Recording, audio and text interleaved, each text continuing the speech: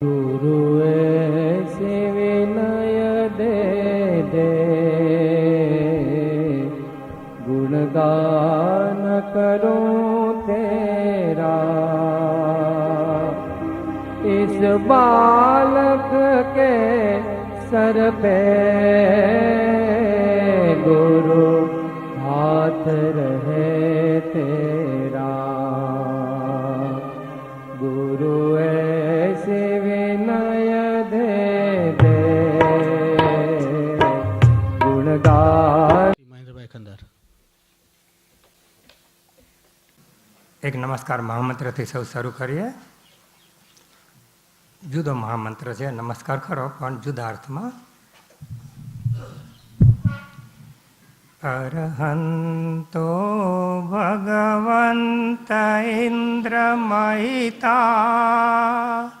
સિદ્ધાષ્ટ સિદ્ધિ સ્થિતા, આચાર્ય जिन शासनोन्नति करा, पूज्या उपाध्यायका। श्री सिद्धांत सुपाठका मुनिवरा, रत्नत्रयाराधका।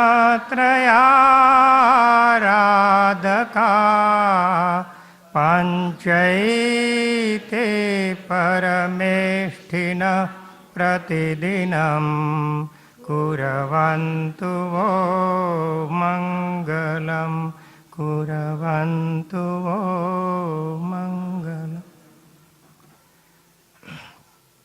બધાને જય સદગુરુ વંદન, જય જિનેન્દ્ર. જય જિનેન્દ્ર. આમ તો અહીંયા શરદભાઈ કીધું એમ બંને પ્રકાશભાઈ છે એટલે ખરેખર તો મારી જરૂર હોવી નહોતી જોઈતી. આપણને છાબડાજીનો વધારે લાભ મળે, પ્રકાશભાઈ ડી શાહનો વધારે લાભ મળે, પણ ગોઠવું જ છે એટલે એમાં આપણે બહુ ગડબડ નહીં કરીએ. સમયની મર્યાદામાં થોડીક ધર્મ વાર્તા આપણે કરીશું. વિષય છે કર્મના ચમત્કાર.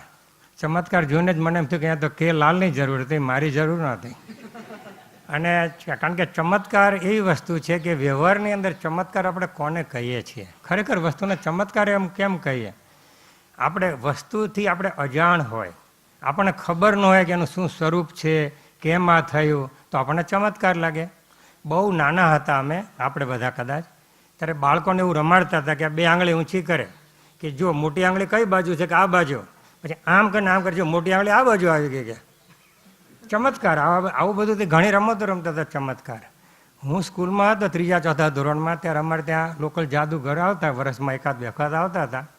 2 પૈસા એકાનો લઈને એની એન્ટ્રી ફી હતી. તો જાદુ બધું કરે, હેઠમાંથી સસલું કાઢે ને આ કરે ને કાઢેમાંથી કંઈક લાડવા પેંડા કાઢે. મને એમ થાય કે આ કેવું સારું. આપણે સાધારણ ઘરની અંદર તો શું કે લાડવા પેંડા હતા, આપણે કોઈ દિવાળી કે કોઈ લગ્ન પ્રસંગે કોઈ સારા પ્રસંગે ખાવાના હોય. મને એમ થાય કે પછી આ જાદુગરનું કામ સારું કે રોજ લાડવા પેંડામાંથી કાઢે. પણ એ બિચારાને જો લાડવા પેંડામાંથી નીકળતા શું કામ 2 પૈસા એકાણાની ફી વાળાઓ શો કરવા આવે?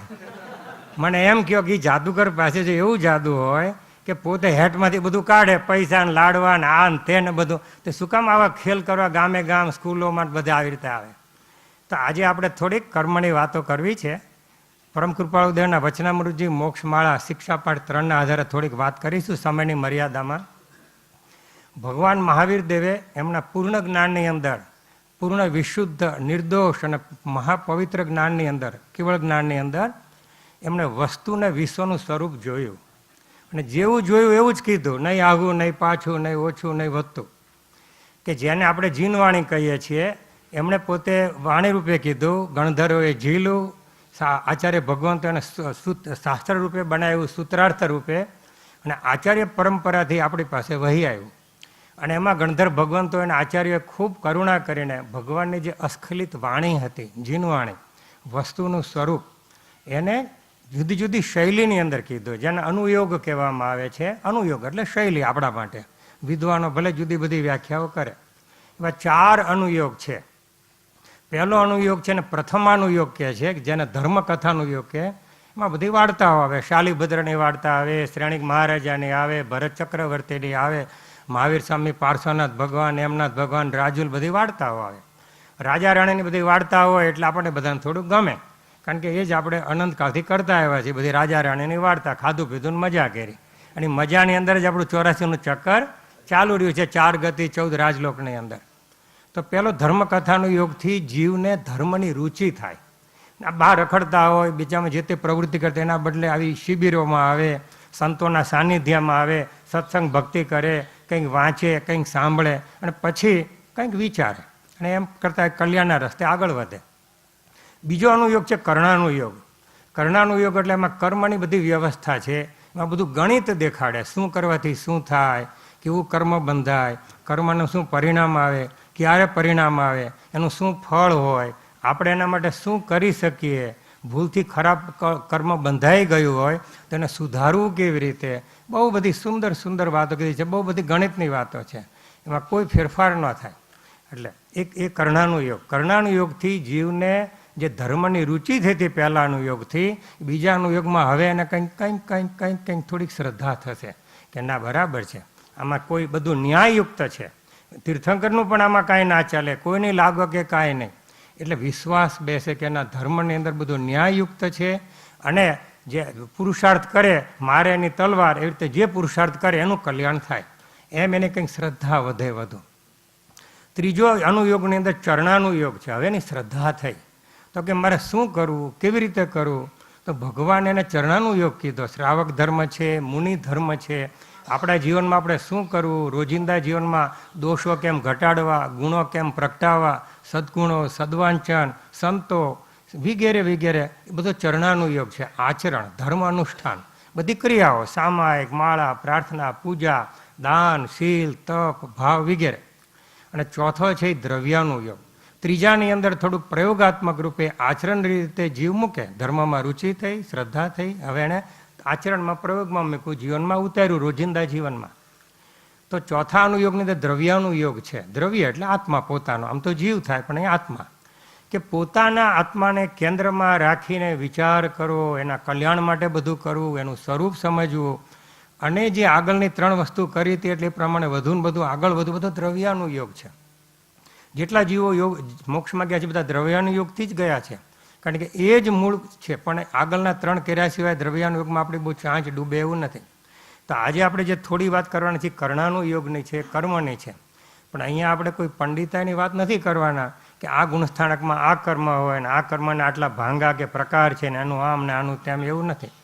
પણ કર્મ વિશે એટલું કહી શકાય કે કર્મ છે શું.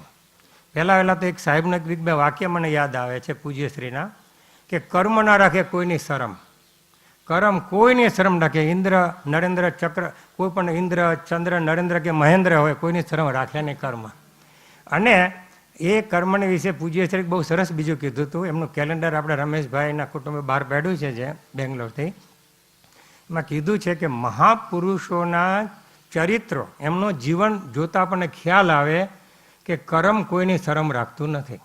અને ખરેખર જુઓ, ભગવાન મહાવીર સ્વામી આપણા ચરમ તીર્થંકર શાસનપતિ, જેમનું શાસન ચાલી રહ્યું છે અને હજી 18-19 18,000 વર્ષ સુધી ચાલવાનું છે, એમને પણ કેટલા બધા પરિસન ઉપસર્ગો આવ્યા હતા, એમને પણ ક્યાં ક્યાં જવું પડ્યું. સમકી થયા પછી આમના ભેદે નૈસારના ભાવમાં સમકી થયા પછી ભગવાનના 27 તો મુખ્ય ભાવ હતા, ભગવાને હજારો ભાવ કર્યા હતા.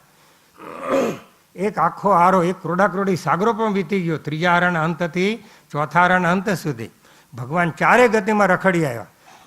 ભગવાન હતા નહીં પણ ભગવાનનો જીવ 4 ગતિમાં. 2 વખત નરકમાં જે આવ્યા, 7મી ને 3જી, સિંહ પર્યાયમાં જે આવ્યા, દેવલોકમાં જે આવ્યા, મનુષ્ય ગતિમાં, એમાં પછી બ્રાહ્મણ, ક્ષત્રિય, વૈશ્ય, ક્ષુદ્ર બધે જે આવ્યા. કર્મનું પરિણામ છે બધું. તો કર્મ છે શું? કર્મ બીજું કશું નથી. આપણે કરેલા આપણા ભાવ, આપણા વિચારો, એનું ફળ, એનું નામ કર્મ. કર્મ બીજું કશું છે જ નહીં. ભલે શાસ્ત્રની અંદર એનું બધું મોટું નામ આપ્યું હોય, એની બધું ગણિત હોય, એના પ્રકારો હોય, એની પ્રકૃતિ હોય, આપણી સાદી ભાષામાં કર્મ એટલે આપણે કરેલા વિચારો, એના જે કે એના ફળ રૂપે એનું જે પરિણામ હોય એ. જેમ આપણે કોઈ સારું કામ કરીએ તો આપણે એનું સારું ફળ મળે. આપણે સ્કૂલની અંદર તમે સારો અભ્યાસ કરતો કદાચ 1લો, 2જો, 3જો નંબર આવે, અને સારું કામ ન કરો, રખડ પડી ગઈને એમ બધા ગુઠલી મારો, જે હું મારતો હતો સ્કૂલમાં હતો ત્યારે. પકડાનો નહોતો બહુ, પણ પપ્પા એકવાર પકડ્યા ત્યારે ઠમઠોયો હતો મને, અમારે તો પપ્પા બહુ કડક હતા. મેથી પાક શિયાળામાં જ મળે એવું નહોતું, અમારે 12 મહિના મળતો હતો. તો એ આવી રીતનું જેવું આપણે કરીએ એવું મળે, વાવે એવું લણે, કરે એવું પામે, એવું કર્મનો સિદ્ધાંત છે. એટલે કર્મની આ એક વસ્તુ છે કે કર્મ એટલે એવું કોઈ નથી કે આપણે કોઈ અકબર અલીમાંથી કે અહીંયા કોઈ બીજી કોઈ જગ્યાએથી આપણે ક્યાંથી ખરીદીને લઈ આવ્યા કે વેચી દીધું કે શું. આપણું જ છે, બીજા કોઈનું છે જ નહીં. કોઈનું કાંઈ કરી શકે નહીં. મારા કર્મ મારે ભોગવવા પડે, તમારા તમારે તેમ એમ. તો આ કર્મ એક બીજું કંઈ નથી. ફરીથી એકવાર કે આપણે પોતે જ કરેલા આપણા વિચારો અને કાર્યનું ફળ છે, પરિણામ છે. એ ફળ કદાચ આપણને તરત મળે, તરત ન પણ મળે, થોડું મોડું પણ મળે. એ ફળની અંદર થોડો ફેરફાર પણ થઈ શકે, એની આપણે પછી થોડીક વાત કરીશું. પણ એ ફળને પરિણામે શું થાય, જેમ ક્લાસની અંદર કોઈ બહુ અભ્યાસ સારી રીતે કરે તો પહેલો નંબર આવે, કોઈ સામાન્ય અભ્યાસ કરે કદાચ 5મો 10મો 12મો 15મો આવે, બહુ લગભગ નહીં કરે તો છેલ્લો નંબરે આવે ને નપાસ પણ થાય. એમ આપણે જેવા ભાવ કરીએ એ પ્રમાણે આપણને જીવનમાં ફળ મળે, આપણા ભાવમાં ફળ મળે, આ ભાવમાં, પછીના ભાવમાં, આજે કાલે કે કોઈ પણ જીવનની અંદર. અને દરેક જીવો જુદા છે, એમના ભાવો પણ જુદા છે. તુલસીદાસજીએ કીધું તુંડે તુંડે મતિર ભિન્ના, એમ કે દરેક તુંડું એટલે આપણું માથું, એની અંદર બધા આ ખોપડીની અંદર બધા વિચારો જુદા જુદા હોય. તો એ પ્રમાણે આપણે કર્મ જુદા બંધાય, એ પ્રમાણે ફળ જુદા મળે, અને એ પ્રમાણે આપણે એની વિવિધતા અને વિચિત્રતા જોઈએ છીએ. વિચિત્રતા એટલે પ્રકાર એના બધા. જો અહીંયા જુઓ, કેટલાક ભાઈ, બધા જીવો છે, કેટલાક ભાઈઓ છે, કેટલાક બહેનો છે, કેટલાક નાના છે, કેટલાક મોટા છે, કેટલાક ચશ્મા પહેરે છે, કેટલાક નથી પહેરતા, કેટલાકને માથે કાળા કેસ છે, કેટલાક મારા જેવના ધોળું છાપરું છે. તો આવી રીતે દરેકને કોઈ પૈસાવાળા છે, કોઈ ઓછા પૈસાવાળા છે, કોઈ રૂપવાળા છે, કોઈ ઓછા રૂપવાળા છે, કોઈ નિરોગી હશે, કોઈને દિવસમાં 10-15 ટીકડીઓ ખાવી પડતી હશે, બીપીને ને ડાયાબિટીસને ને જે કંઈ હોય તે. આવી જે બધી વિચિત્રતા છે. કોઈને આપણે જોઈએ કે 30-32ની ઉંમરે ચાલ્યા જાય એક્સિડન્ટની અંદર, કોઈ જન્મીને 5-8 વર્ષે જાય, કોઈ માતાના પેટમાંથી ચાલ્યા જાય, કોઈને 92 વર્ષને. અમારા વીણાબેનના પિતાશ્રી છે, મારા સસરા, આજે લગભગ 90 વર્ષની ઉંમરે બધું કામ પોતાની જાતે કરે છે. આપણે કહીએ કે બાપુજી આમ કરશે, હો એક વાતમાં અમને પૂરેપૂરો રસ. સ્વાધ્યાય હોય તો બેસી જાય. અમિતાભ બચ્ચનની વાત હોય તો કે અમિતાભ બચ્ચન, આ છોકરો અભિષેક ને આનું આમ ને આનું ત્યાં બધી ખબર. એકની રુચિ, એક્ટિવિટી, જીવનની અંદર એવા પ્રવૃત્તિ, અને રોજ સવારમાં સામાયિક માળા પ્રાર્થના કરે. તો કહેવાનું મારું એમ હતું કે આ કર્મનું જે વિચિત્રતા છે એ આપણે થોડુંક આ પાઠ પહેલાં વાંચીએ, પછી આપણે થોડીક એની વિશેષ વાત કરીશું. આ વચનામૃતજી ત્યાં છે, જો લેશો તો સારું પડશે, ન લેશો તો હું ધીમેથી ગુજરાતીમાં વાંચવાનો જ છું, એટલે બહુ તકલીફ નહીં પડે. સીધી સાદી ગુજરાતીમાં છે. શિક્ષા પાઠ 3, શ્રીમદ રાજચંદ્ર, જેને આપણે પરમ કૃપાળુ દેવ પણ કહીએ છીએ, એમનો આ ચિત્રપટ છે.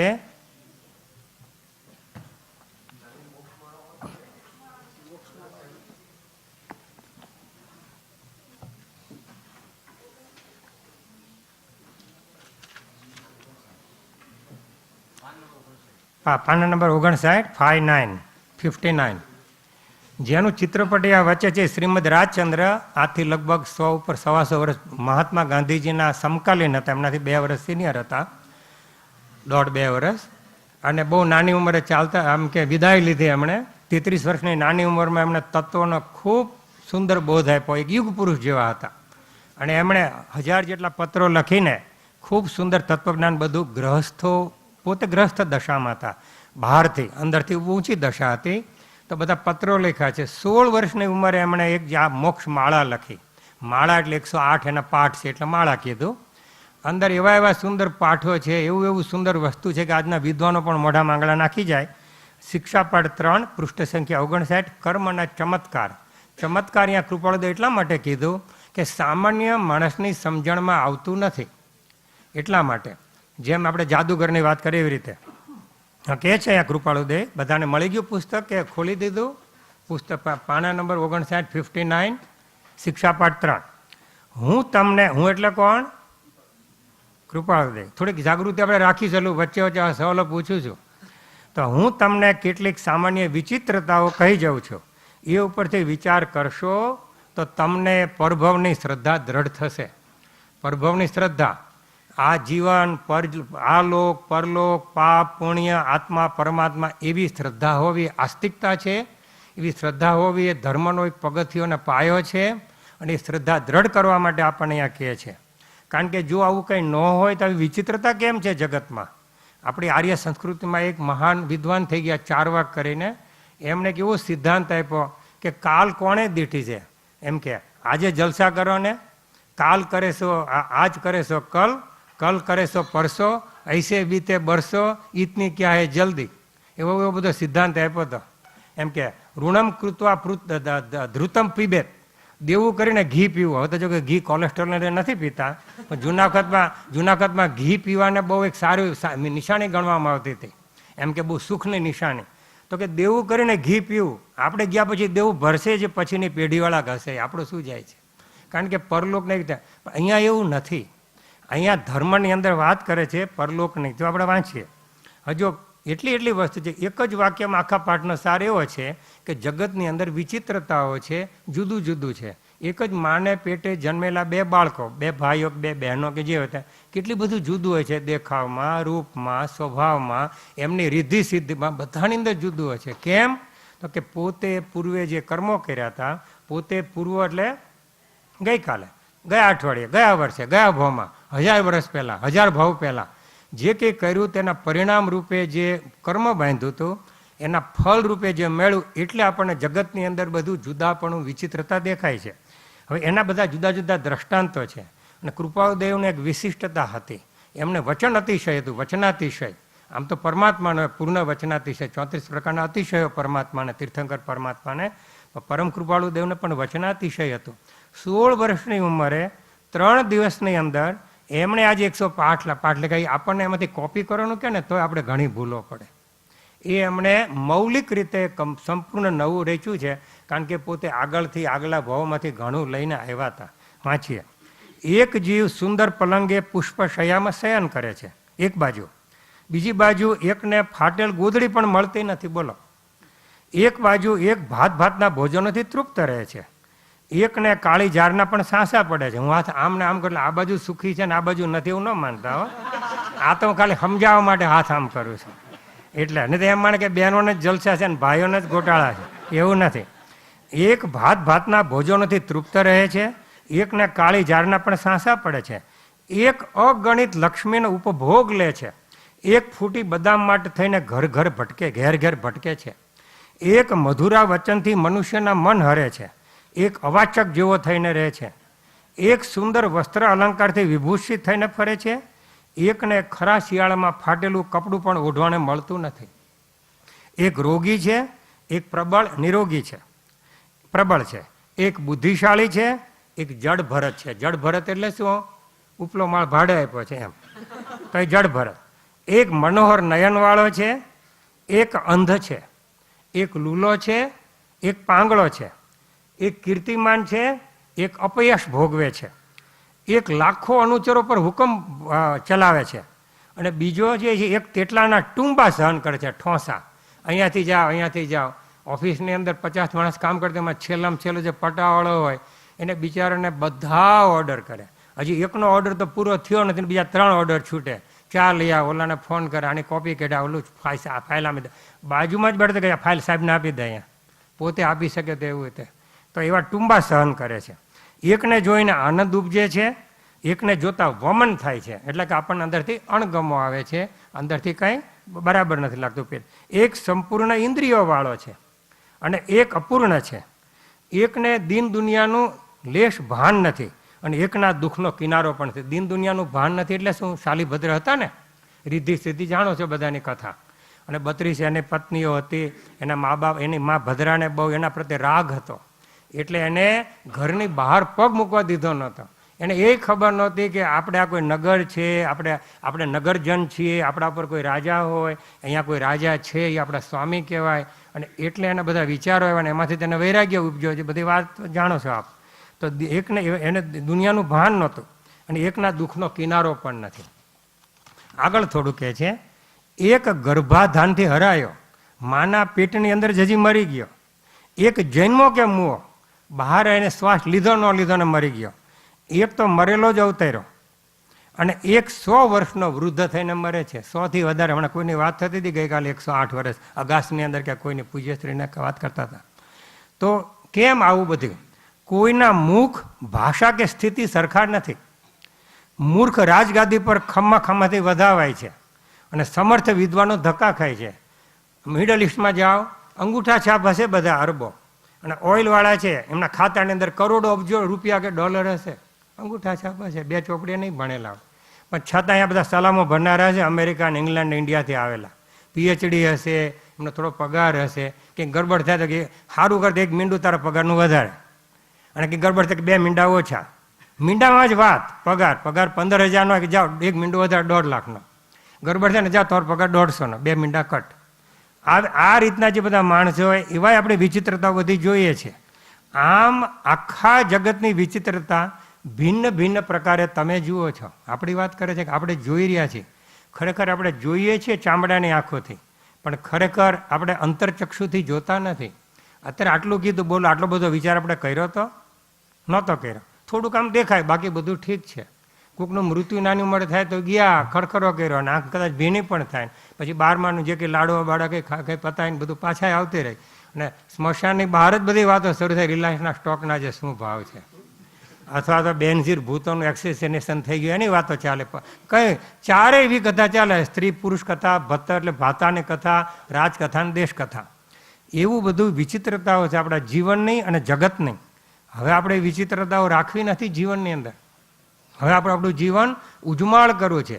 હમણાં પૂજ્યશ્રી અને દીપ પ્રાગટ્યમાં કીધું એમ, કુડા કામ ક્રોધ પરિહરો જગત આપણા હૃદયમાંથી, અને દીવો પ્રગટાવો, અને અજ્ઞાનનો અંધકાર દૂર કરો, અને જ્ઞાનનો પ્રકાશ કરો. પૂજ્ય પ્રકાશભાઈ, આદરણીય પ્રકાશભાઈ પધાર્યા છે, એ અને છાબડાજી બંને પ્રકાશભાઈ છે. તો પ્રકાશ કરવા માટેનું આપણું જીવન છે. જીવન એક એક પળ કીર્તિ છે.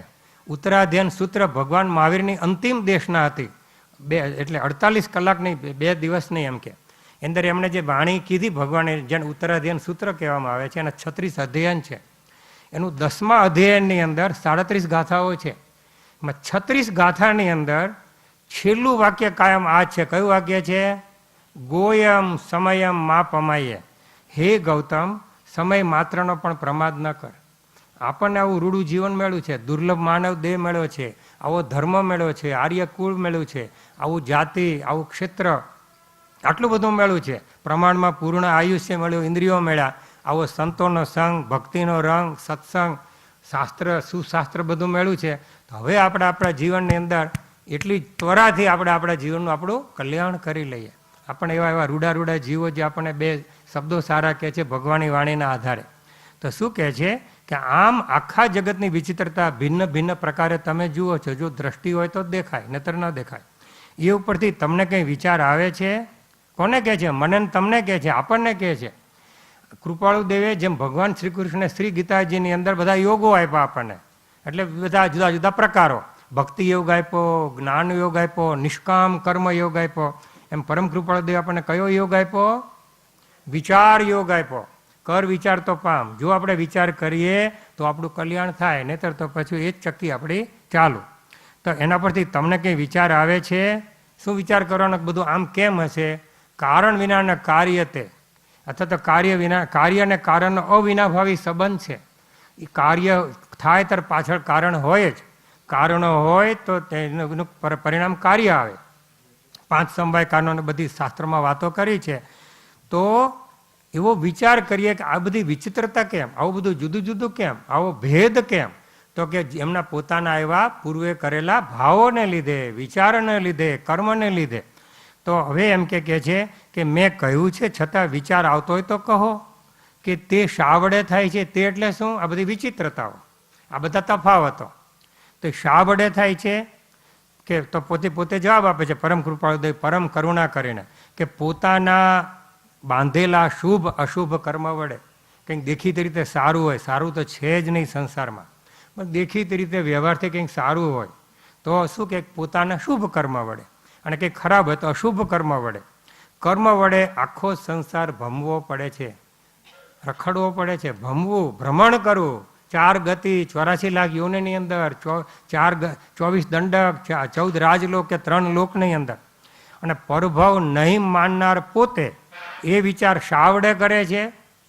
કોક એવું નાસ્તિક વ્યક્તિ હોય કે હું પાપમાં માનતો જ નથી, કાલ કોને દી જલસા કરો ને કાલ જોયું જશે, કાલની વાત કાલે જેવી પડશે ને એવી દેવા છે.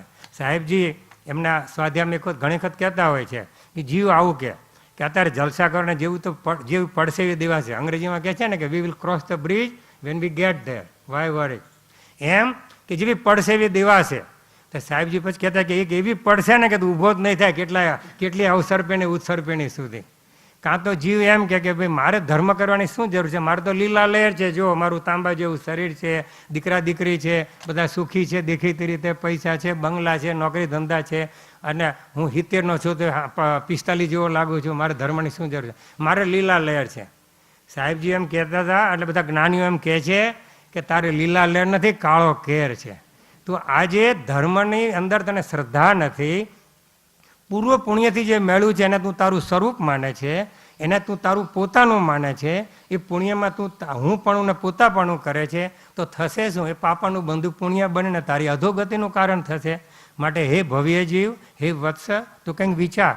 એમ અહીંયા કહે છે કે પરભવ નહીં માનનાર પોતે પણ, કોઈ આસ્તિક માણસ પણ એ વિચાર શાવડે કરે છે. એ વિચાર એટલે કયો વિચાર? કે આવી વિચિત્રતા કેમ છે જગતની અંદર, એમ કે તો કે શાવડે કરે છે, એના પોતાના એવા કર્મના ઉદય છે કે એને કંઈક વિચાર કરવાની ઈચ્છા થઈ, કંઈક જિજ્ઞાસુ વૃત્તિ આવી, કંઈક એને એવું થયું કે આ બધું શું છે, કેમ આવું છે. એના માટે પણ પુણ્ય જોઈએ.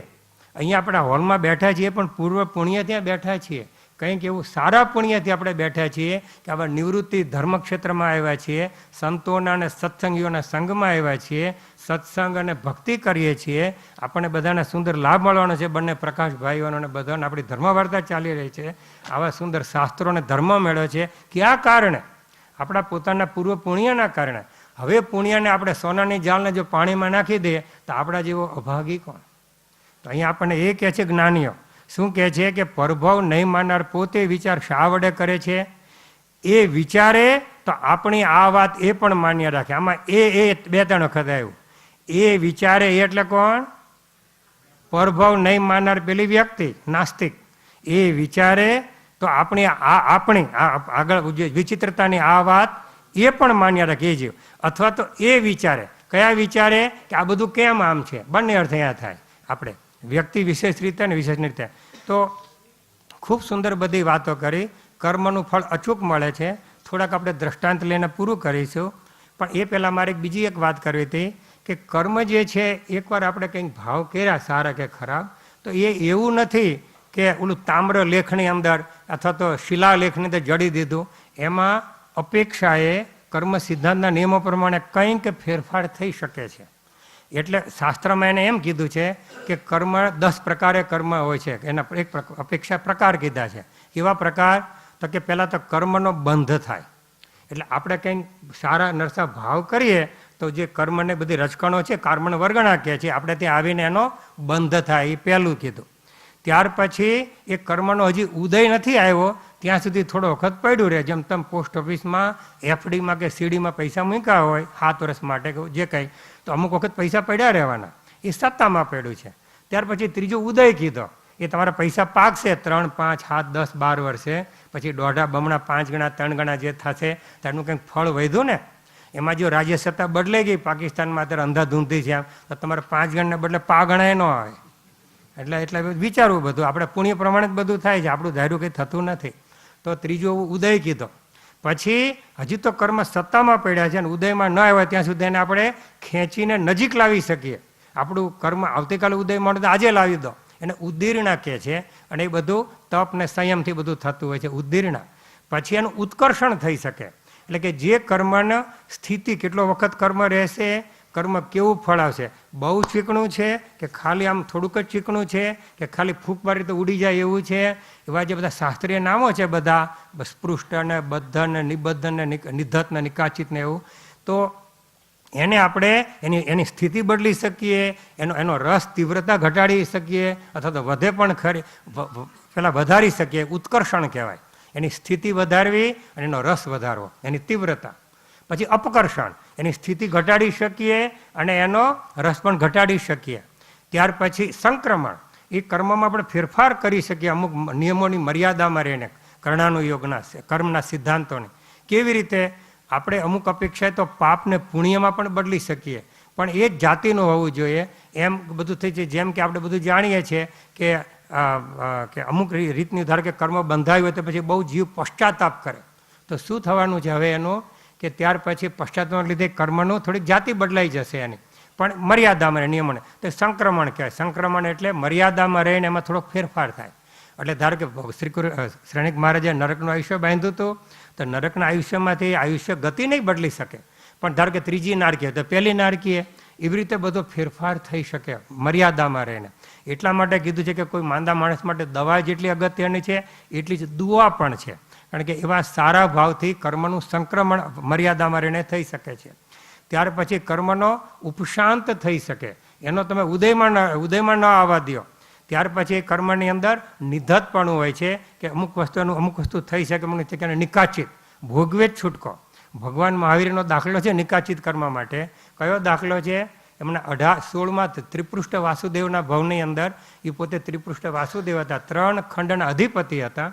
ત્યારે ઓલા શૈયા પાલકનો નાનો સરખો દોષ હતો કે સંગીત ચાલુ રાખ્યું. શ્રી ત્રિપૃષ્ઠ વાસુદેવ ભગવાન મહાવીરનો જીવ પોતે સૂઈ ગયા હોય એટલે ગુસ્સામાં આવીને એને કીધું કે લે તને સાંભળવું બહુ ગમે છે ને, શીશુ ગરમ કરીને લેડ, મોલ્ટન લેડ, ઉકાળેલું શીશુ એના કાનમાં રેડું, વિચાર કરો. આપણે તો કલ્પના કરતાં આપણે ધ્રુજી જઈએ. અને એનો આવો મરણાંત ઉપસર્ગ કર્યો તો 27માં ભવની અંદર એના કાનમાં ખીલા ઠોકાણા વીરના કાનમાં, ઓલો ભૂલો પરવાડ રે અજ્ઞાનમાં, ખીલા ઠોકાણા વીરના કાનમાં. નિકાચિત કર્મ કાંઈ ચાલે ને. પછી બીજો દાખલો છે દેવાનંદાનો. દેવાનંદા અને ત્રિશલા દેરાણી જેઠાણી હતા આગળના ભાવમાં, અને દેવાનંદાએ કંઈક એનો ઘરેણાનો દાબડો ચોરી લીધો કે મૂકી દીધો, પછી આપી દીધો. આમના ભેદે આપણે સમજવું આ બધું. આ ભાવની અંદર એમનું ઓલો તો ઘરેણાનો દાબડો ચોર્યો હતો, એમનું આખું ભગવાન રૂપી જે ગર્ભહરણ થઈ ગયું. અને 82 દિવસ સુધી ભગવાન દેવાનંદાની કુક્ષી માર્યા અને બાકીના દિવસો પછી ત્રિશલા માતાની કુક્ષી માર્યા. કર્મ કોઈને છોડતું નથી. મરીચી ભગવાન મહાવીરનો જીવ નૈસારના ભાવ પછી પહેલો ભાવ સમકી થાય ત્યારથી ભાવની ગણતરી કરવામાં આવે. મરીચીના એટલે નૈસારના ભાવ પહેલા, સમકી થયા પહેલા ભગવાન મહાવીરના કેટલા ભાવ હતા? અનંતા ભાવ હતા, મારી તમારી જેમ. પણ સમકી થયા પછી ગણવાનું ચાલુ થાય તો ત્રીજા ભાવ મરીચીમાં કુળનું અભિમાન કર્યું કે મારા દાદા પહેલા તીર્થંકર ઋષભદેવ, મારા પિતા પહેલા ચક્રવર્તી ભરત, હું છેલ્લો તીર્થંકર થઈ. તો અંતે એમને બ્રાહ્મણ કુળમાં જન્મ લેવો પડ્યો, નહીતર ક્ષત્રિય કુળમાં રાજા મહારાજા તરીકે હોય. ભગવાન મલ્લીનાથ આમના ભેદ સમજવો અહીંયા, પણ એમને આગળ 6 મિત્રો સાથે માયા કરી.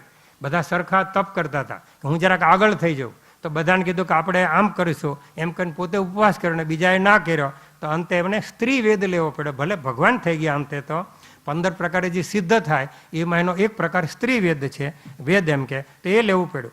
પછી શાલીભદ્ર જુઓ, આગળના ભાવની અંદર પોતે ખીર વરાવી, કેટલા સુંદર ભાવથી એવું સુંદર કર્મ બાંધ્યું કે એની રિદ્ધિ સિદ્ધિ કેવી થઈ કે જે શ્રેણિક મહારાજાના ભંડારમાં નહોતા એવા બધા રત્નો રોજ એના વાળવામાં જતી હતી. 99 પેઢીઓ આવતી હતી ને. આપણે પેઢીઓ હોવા જોઈએ, આપણે હરખું બધું કામ કરીએ, જીવનમાં ધર્મ ઉતારીએ, સારા ભાવ રાખીને પુણ્ય કરી તો, પણ પેઢીઓ કરવા માટે આપણું જીવન ગાળી નાખવું નહીં. આવતું હોય તો આવવા દેવાનું, ન આવે તો વાંધો નહીં. એ શાલીભદ્ર. મમણ શેઠ જુઓ એની સામે. મમણ શેઠે પણ લાડવા વરાયા હતા, સરસ પુણ્ય બાંધ્યો, પણ પછી એના ભાવ પલટાયા અને સાધુ મહારાજ પાસે જઈને પાત્રમાંથી લાડવા પાછા લઈ લેવા હતા અને ખેંચી કરીને એવા ભાવ બધા કર્યા, ગૃદ્ધ ભાવ કર્યા. અંતે શું થયું? મેળવું ખરું એને બધું પૂરું ઓલા પુણ્યને લીધે, પણ અંતે એ પૈસાની અંદર અંતરાય કર્મ પડી ગયો. એ અંતરાય કર્મ થોડું બહુ અઘરું છે. આપણે બધાને અંતરાય કર્મ થોડુંક નબળું છે એટલે અહીંયા બેઠા છીએ.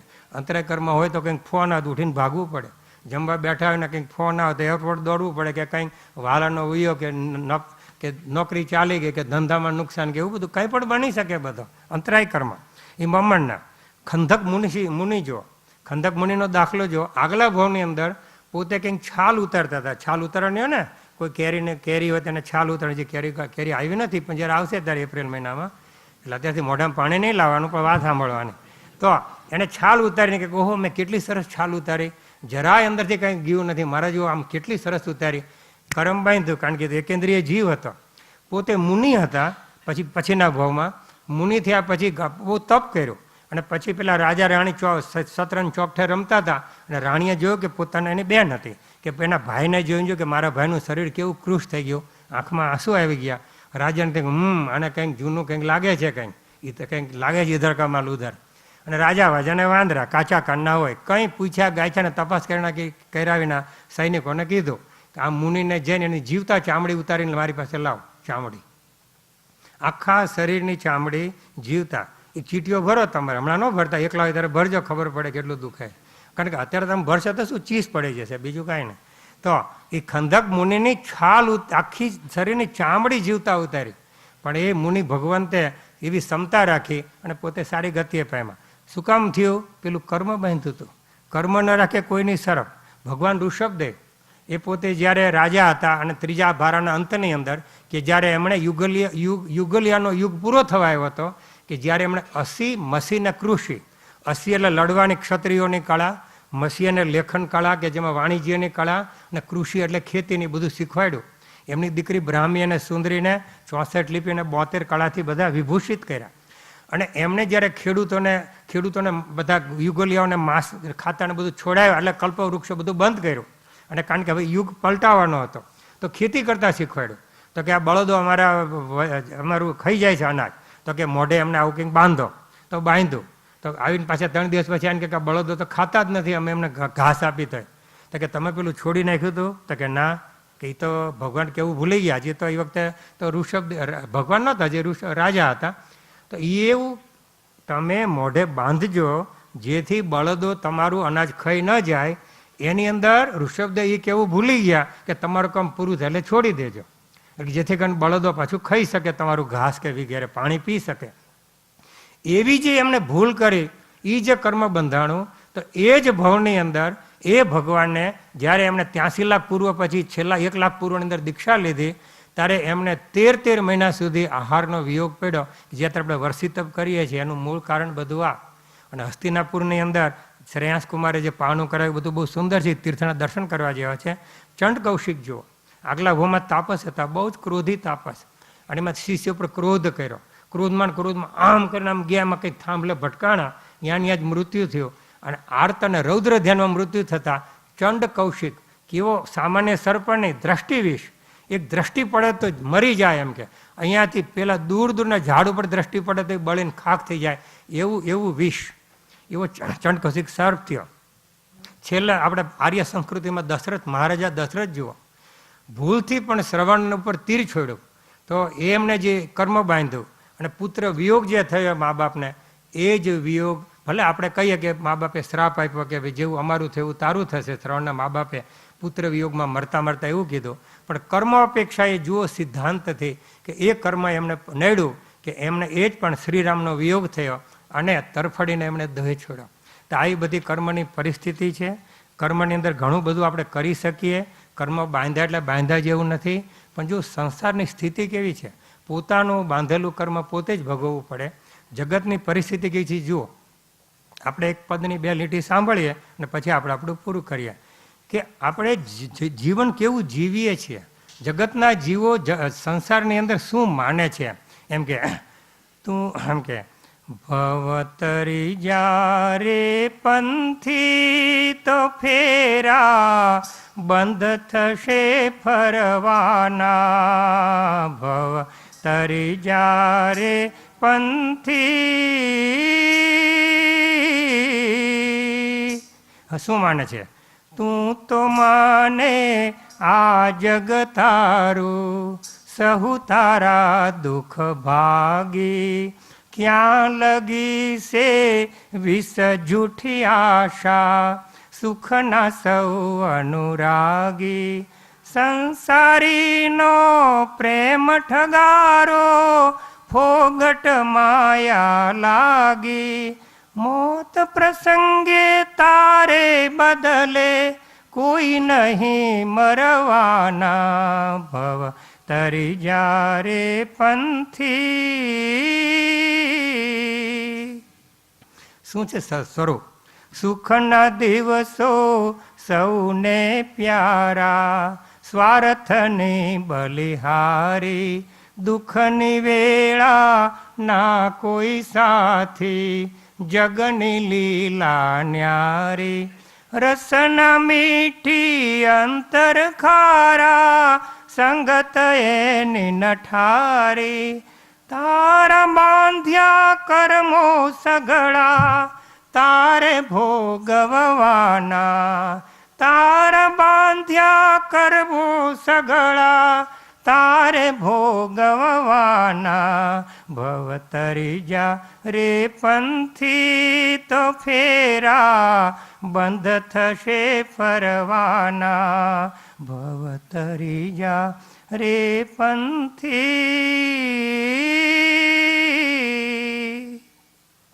આજે આપણી ધર્મવાર્તા અહીંયા પૂરી થાય છે.